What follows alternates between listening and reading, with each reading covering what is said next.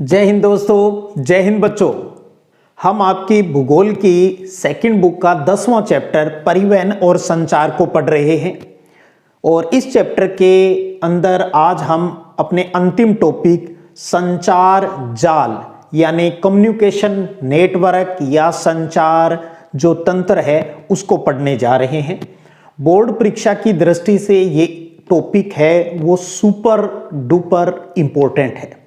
संचार क्या है इसकी बात हम लेसन के स्टार्टिंग में ही कर दी थी जब हमने परिवहन और संचार की परिभाषा की बात की।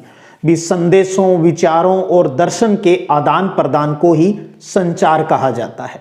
हम सबको मालूम है ये बात भी प्राचीन समय में जो सूचना पहुंचाने का जो तरीका था उसमें या तो कोई ढोल बजाकर या कोई लकड़ी बजाकर या कोई आग का धुआं करके या किसी तेज धावक को किसी सूचना को पहुंचाने के लिए इस्तेमाल है वो किया जाता था। इसके साथ साथ बात करूं जो घोड़े, ऊंट, कुत्ते और पक्षी है इनका इस्तेमाल भी सूचना पहुंचाने के लिए किया जाता था।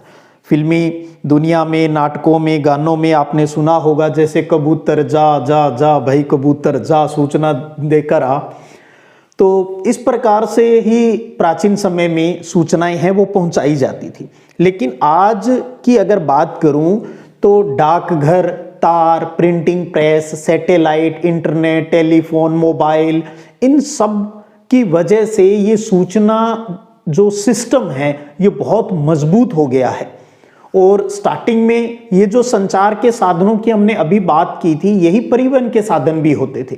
लेकिन जैसे जैसे साइंस और टेक्नोलॉजी का डेवलपमेंट है वो होता गया तो सूचना के क्षेत्र में क्रांति है वो आने लग गई।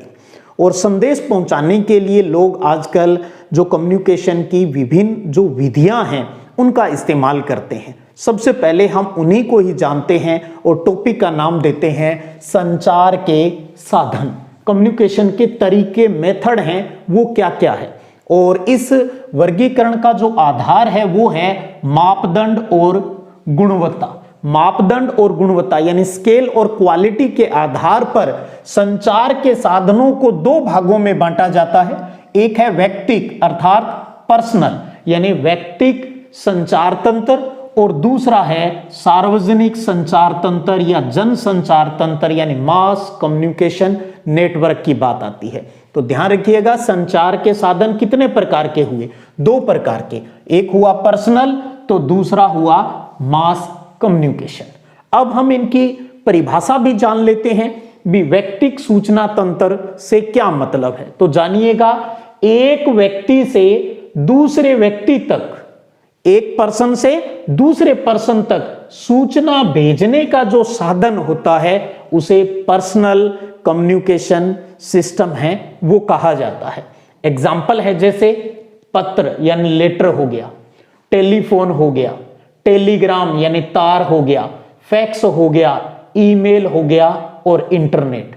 ये जो एग्जाम्पल यहां पर लिखे हैं व्यक्तिक सूचना तंत्र के, ये आपके सभी याद है वो रखने हैं क्योंकि परीक्षा में जो ऑब्जेक्टिव क्वेश्चन है उसमें कई बार ऐसे प्रश्न आ जाते हैं भी निम्न में से कौन सा व्यक्तिक सूचना तंत्र का भाग है या कौन सा नहीं है। तो एग्जाम्पल आप सारे याद रखने की कोशिश करें। तो पत्र, टेलीफोन, टेलीग्राम जिसको तार भी कहते हैं, फैक्स, ईमेल और इंटरनेट ये व्यक्तिक सूचना तंत्र के ही एग्जाम्पल हैं। और इसमें आज के टाइम में सबसे इंपॉर्टेंट है वो है इंटरनेट।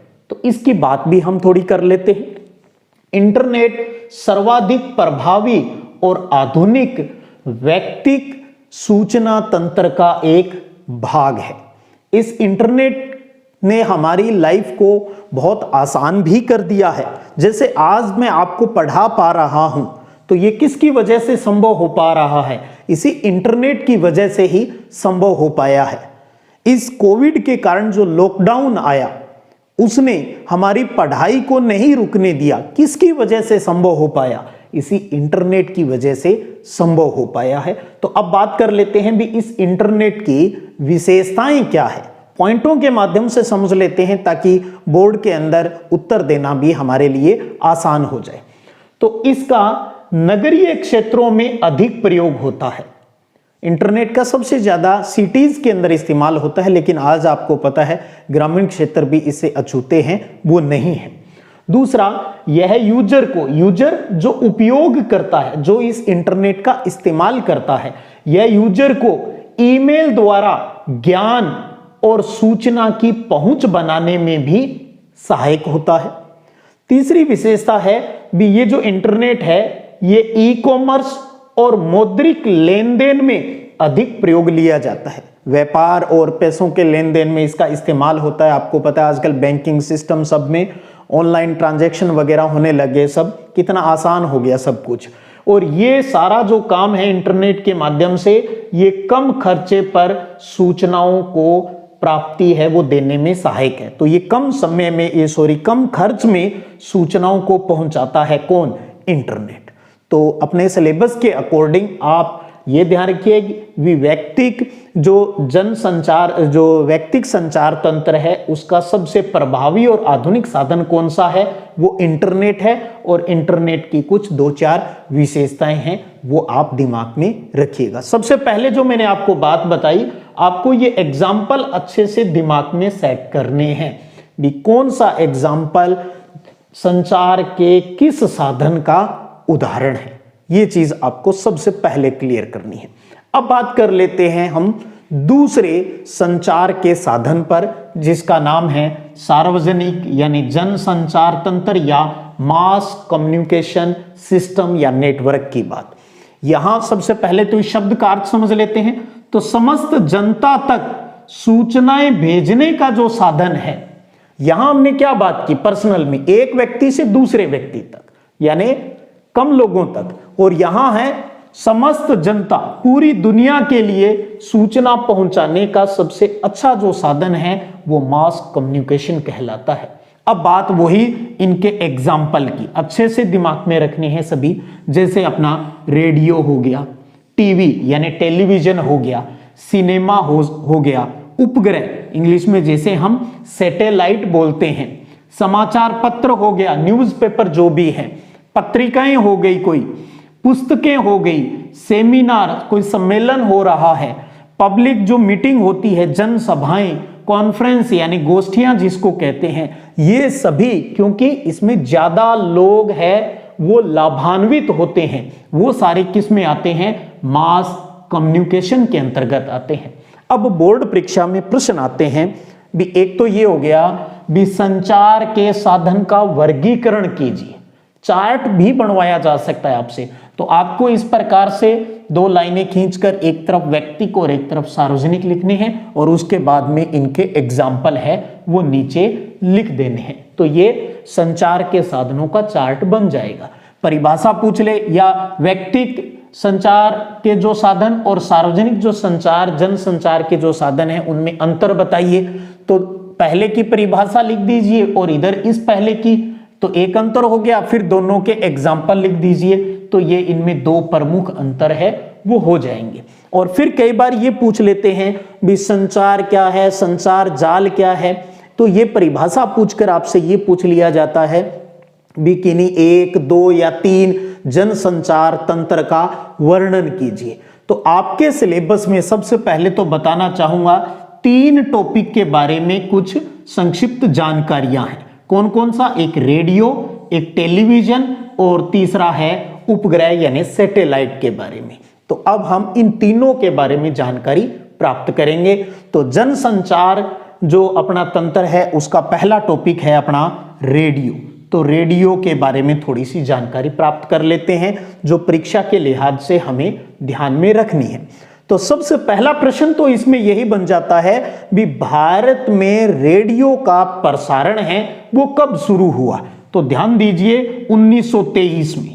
तो भारत के अंदर रेडियो का प्रसारण कब शुरू हुआ? 1923 में, यानी आजादी से पहले ही रेडियो आ चुका था।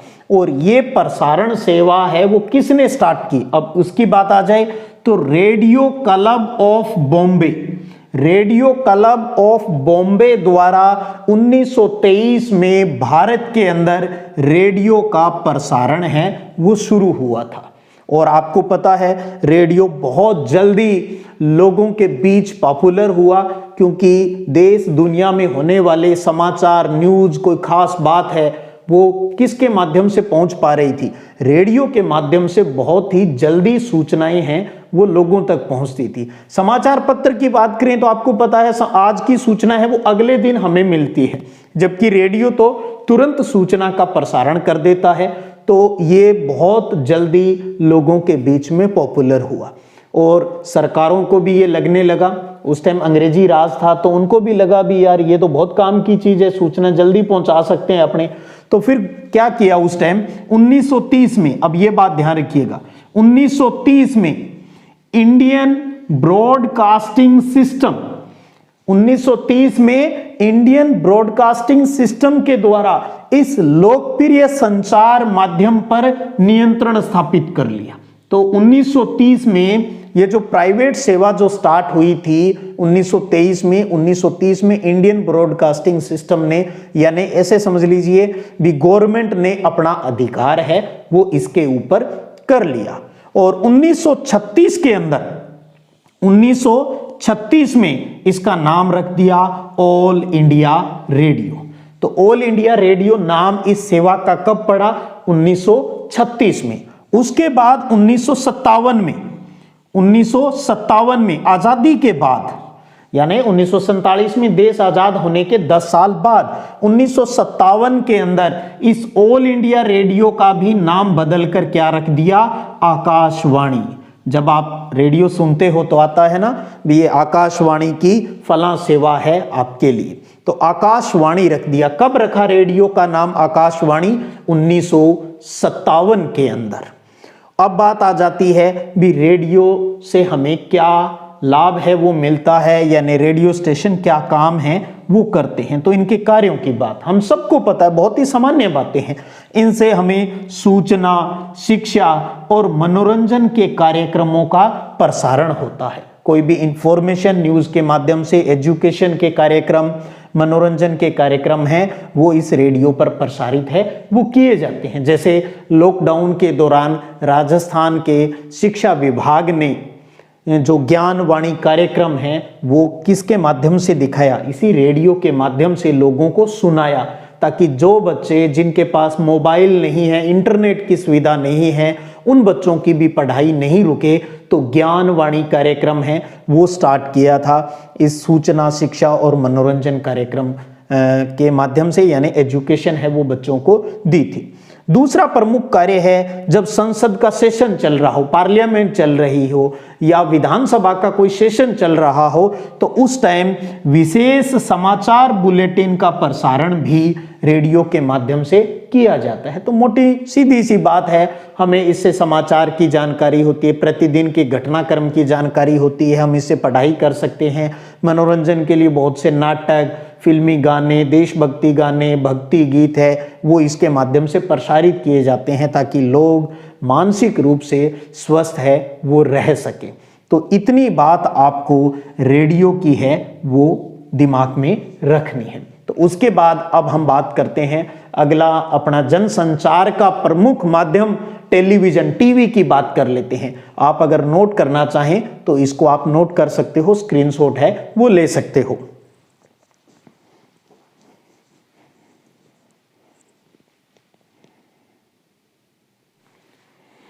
चलिए मास कम्युनिकेशन सिस्टम के अंतर्गत दूसरे साधन के ऊपर बात करते हैं और वो है अपना टीवी यानी टेलीविजन।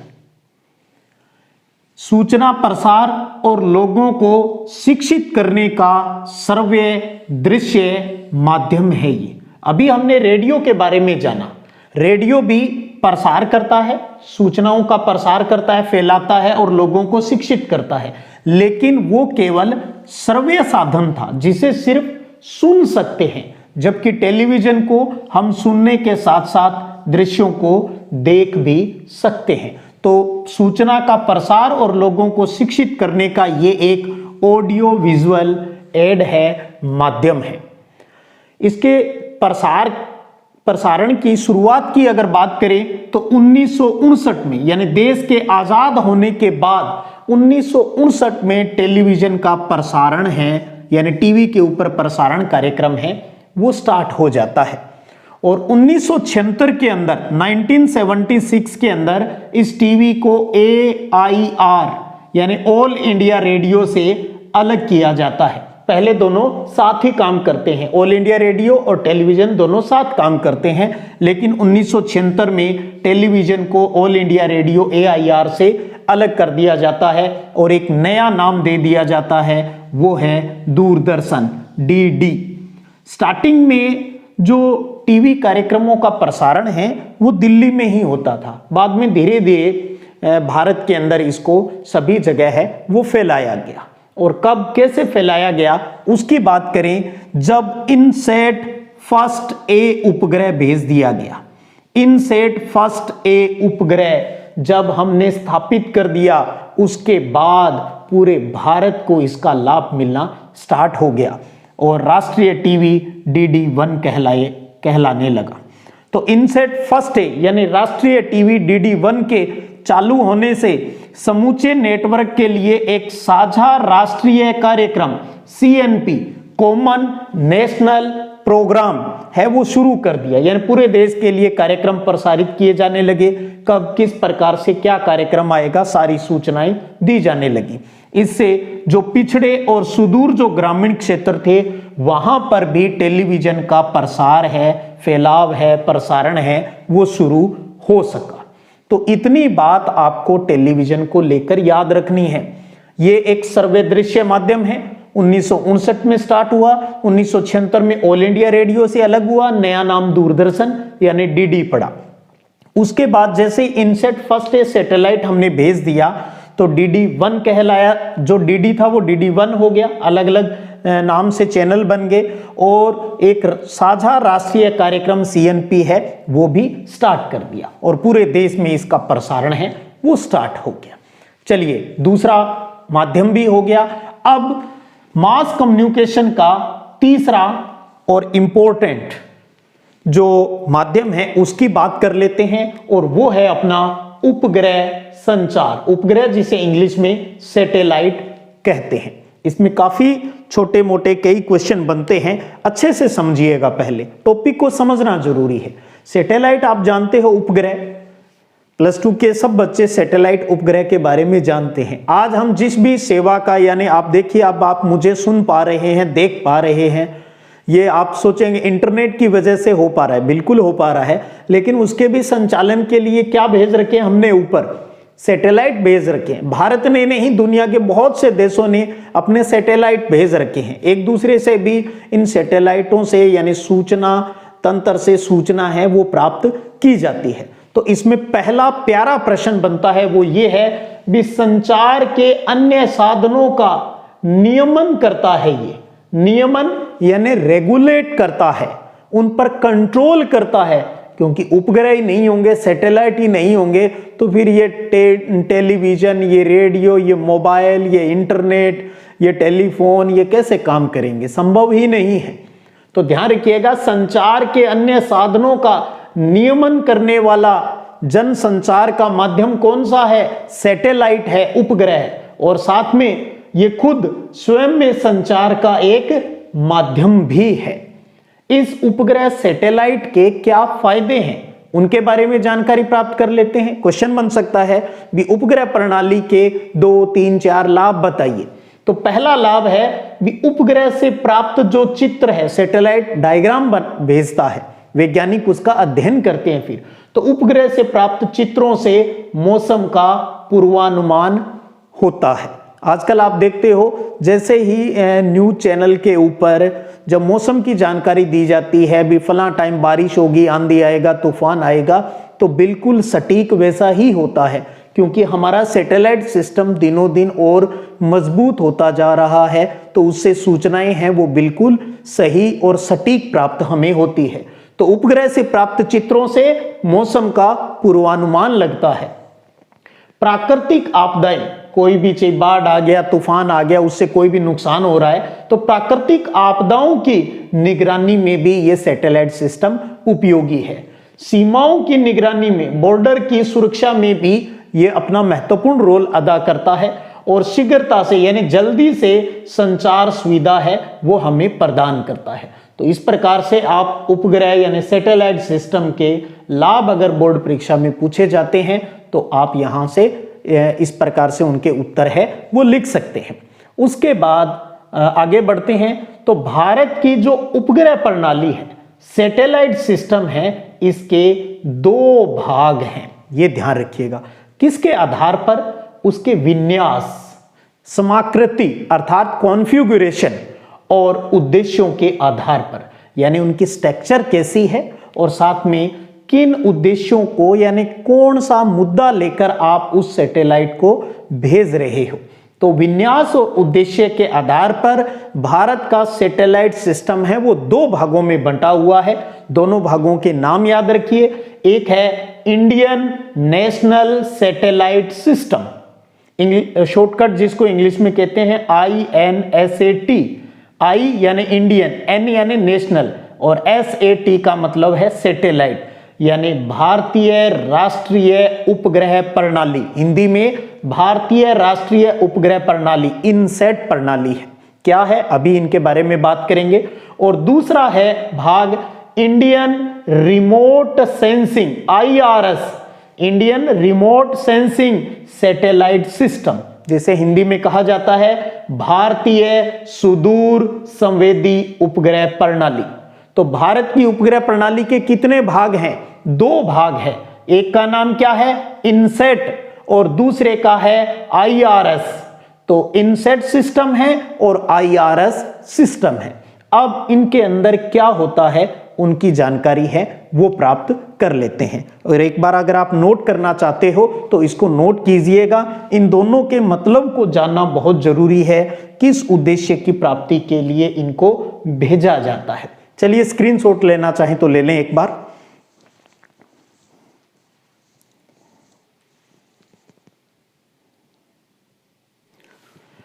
एक प्रश्न पूछ लेता हूं आपसे पहले, जिसका जवाब आपको कमेंट बॉक्स में देना है। भारतीय अंतरिक्ष अनुसंधान संगठन इसरो की स्थापना है वो कब हुई? और एक प्रश्न का और जवाब दे दीजिएगा, भारत के पहले उपग्रह सैटेलाइट का नाम क्या है? जरूर कमेंट बॉक्स में आपको इसका उत्तर देना है। चलिए बात को आगे बढ़ाते हैं। अभी हमने क्या जाना भी, भारत के उपग्रह प्रणाली के दो भाग है, एक इनसेट सिस्टम है और दूसरा IRS है। तो अब जानते हैं भी INSAT, Indian national satellite system, इसके अंतर्गत क्या होता है। यह एक बहुउद्देशीय उपग्रह प्रणाली है, यानी एक से ज्यादा उद्देश्यों के लिए यह सिस्टम अपनाया गया है, जो दूर संचार और मौसम विज्ञान और अन्य आंकड़ों और कार्यक्रमों के लिए यह उपयोगी है। सीधी सी बात आप जानिए, इनसेट उपग्रह सिस्टम से हम हमारे रेडियो काम करते हैं, हमारे टेलीविजन काम करते हैं, मौसम की जो पूर्वानुमान हम लगाते हैं वो सारी सूचनाएं, आंकड़े हमें कौन उपलब्ध करवाते हैं? इनसेट उपग्रह उपलब्ध करवाते हैं। और इसकी स्थापना, इनसेट सैटेलाइट सिस्टम की जो स्थापना इंडिया में हुई वो कब हुई? 1983 के अंदर हुई। तो अगर आपका टेलीविजन काम कर रहा है तो इसका मतलब किस उपग्रह सिस्टम से? इनसेट सिस्टम से ये काम कर रहा है।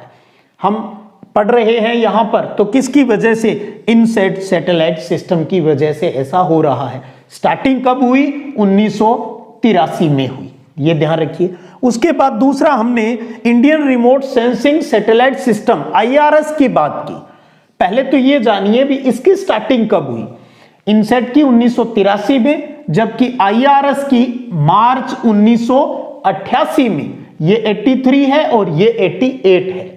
और मार्च 1988 में रूस के वेकानूर से IRS फर्स्ट A के प्रक्षेपण से हुई। प्रक्षेपण यानी लॉन्च किया गया, उपग्रह भेजा गया। कहां से भेजा हमने?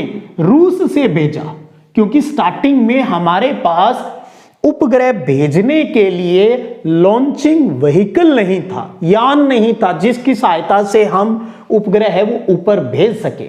तो रसिया ने हमारी खूब मदद है वो की। तो IRS फर्स्ट A उपग्रह जब लॉन्च किया गया मार्च 1988 में सक्सेस रहा, तभी से IRS सिस्टम है उसकी स्टार्टिंग हो जाती है। और इस IRS सैटेलाइट सिस्टम से प्राकृतिक संसाधनों की जानकारी, निरीक्षण, उत्खनन और प्रबंधन में हमें जानकारी मिलती है। तो प्राकृतिक संसाधनों के प्रबंधन में यह हमारे लिए बहुत उपयोगी है।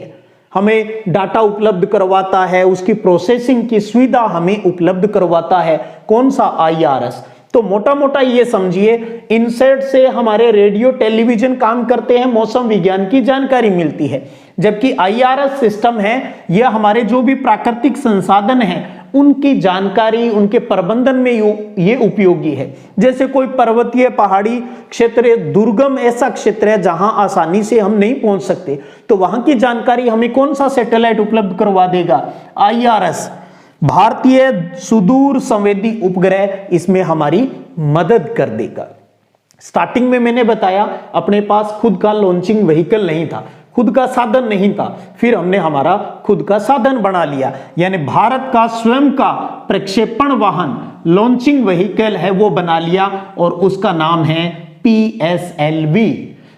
पूरा नाम अगर PSLV की बात करें तो polar satellite launch vehicle, polar satellite launch vehicle, ये हमारा स्वयं का प्रक्षेपण वाहन है जिसकी सहायता से हम सैटेलाइट है वो अंतरिक्ष में, स्पेस में भेज सकते हैं। और इस IRS से जुड़ा हुआ एक प्रमुख इंस्टीट्यूट है इंडिया में और उसका नाम है NRSC, national remote sensing centre. तो यानी IRS उपग्रह जो भी सारी सूचनाएं हमें पहुंचाता है तो वो सूचनाएं कौन कलेक्ट करेगा? NRSC करेगा, नेशनल रिमोट सेंसिंग सेंटर। जो कहां पर है, बहुत इंपॉर्टेंट है, वो हैदराबाद में है, आंध्र प्रदेश के अंदर हैदराबाद के अंदर है NRSC। और क्या काम करता है ये? प्राकृतिक संसाधनों के प्रबंधन में ये बहुत उपयोगी है। ये हमें जो सैटेलाइट से जो आंकड़े उपलब्ध होते हैं उनकी प्रोसेसिंग करने का काम है वो NRSC करता है। तो नेशनल रिमोट सेंसिंग सेंटर कहां पर है? हैदराबाद के अंदर है। और भारत का स्वयं का प्रक्षेपण वाहन PSLV, polar satellite launch vehicle है। IRS सिस्टम कब आया? मार्च 1988 में, जबकि इनसेट सिस्टम है वो कब स्टार्ट हो गया? 1983 में। दूर संचार, मौसम विज्ञान, रेडियो टेलीविजन किसकी मदद से काम करते हैं? इनसेट सैटेलाइट सिस्टम से। प्राकृतिक संसाधनों के बारे में जानकारी, निरीक्षण, उत्खनन भी कहीं पर कोई चीज मिल सकती है क्या या नहीं मिल सकती, इन सब की जानकारी कौन सा सिस्टम करवाता है? सैटेलाइट सिस्टम, वो IRS है, Indian remote sensing satellite system है। तो ये था अपना तीसरा उपग्रह संचार का मास कम्युनिकेशन सिस्टम का पॉइंट। तो इस प्रकार आज की इस वीडियो सेशन के अंतर्गत हमने कम्युनिकेशन नेटवर्क के बारे में, संचार तंत्र के बारे में अच्छे से जाना है। उसके विभिन्न साधन जो व्यक्तिगत, पर्सनल और जो सार्वजनिक यानी मास कम्युनिकेशन के थे उनको जाना, उनके कौन कौन से एग्जाम्पल है उनके बारे में जाना। और व्यक्तिगत वाला जो था पर्सनल, उसमें हमने इंटरनेट के बारे में अच्छे से जानकारी प्राप्त की। और जो दूसरा अपना सार्वजनिक मास कम्युनिकेशन सैटेलाइट्स जो अपना कम्युनिकेशन सिस्टम था उसके अंदर हमने रेडियो, टेलीविजन और उपग्रह संचार के बारे में अच्छे से जाना। यही उपग्रह जो संचार के अन्य साधनों का नियमन करता है, रेगुलेशन करता है, वो कौन सा है? सैटेलाइट सिस्टम है ये। और साथ में आज मैंने 2 प्रश्न आपसे पूछे हैं, इसरो की स्थापना कब हुई और भारत के पहले उपग्रह का नाम बताइएगा। तो कमेंट बॉक्स में आप अपना जवाब जरूर लिखिएगा। स्क्रीनशॉट लेना चाहें तो ले सकते हैं। चलिएगा फिर मिलेंगे एक नए जोश और जुनून के साथ, नए टॉपिक के साथ, कुछ नया करेंगे। चलिएगा फिर मिलेंगे, तब तक जय हिंद, जय भारत।